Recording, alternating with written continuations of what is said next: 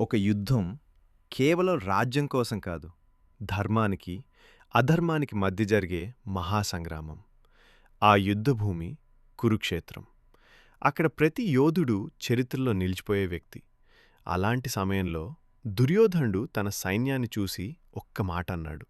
ఆ మాటలోనే అతని భయం కూడా ఉంది, అతని వ్యూహం కూడా ఉంది.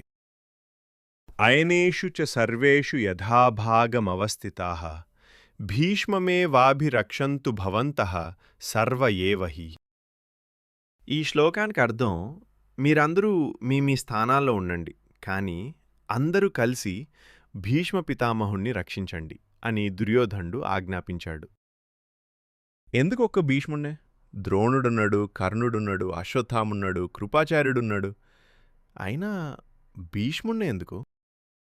భీష్ముడు కేవలం యోధుడు కాదు, ఆయన మొత్తం కౌరవ సైన్యానికి ధైర్యం. ఆయన నిలబడినంత వరకు సైన్యంలో ఎవ్వరికీ ఓటమి భావనే రాదు.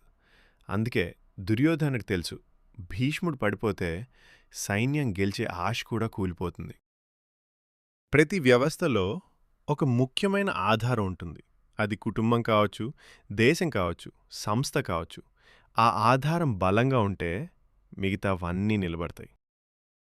మన జీవితంలో కూడా మనకు భీష్ముడు లాంటి వారుంటారు.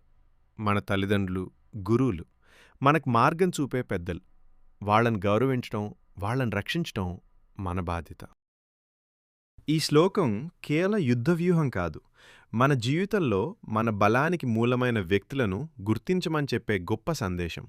వాళ్ళు ఉన్నంతవరకు మన ప్రయాణం ధైర్యంగా ఉంటుంది. శ్రీకృష్ణుడు చెప్పబోయే ప్రతి శ్లోకం మన జీవితాన్ని మార్చగలదు. ఈ వీడియో మీకు నచ్చితే లైక్ చేయండి, మీ కుటుంబ సభ్యులతో పంచుకోండి. ఇలాంటి ప్రతి భగవద్గీత శ్లోకాన్ని తెలుసుకోవడానికి గీతాస్మరణ ఛానల్ను తప్పకుండా సబ్స్క్రైబ్ చేయండి. జై శ్రీకృష్ణ.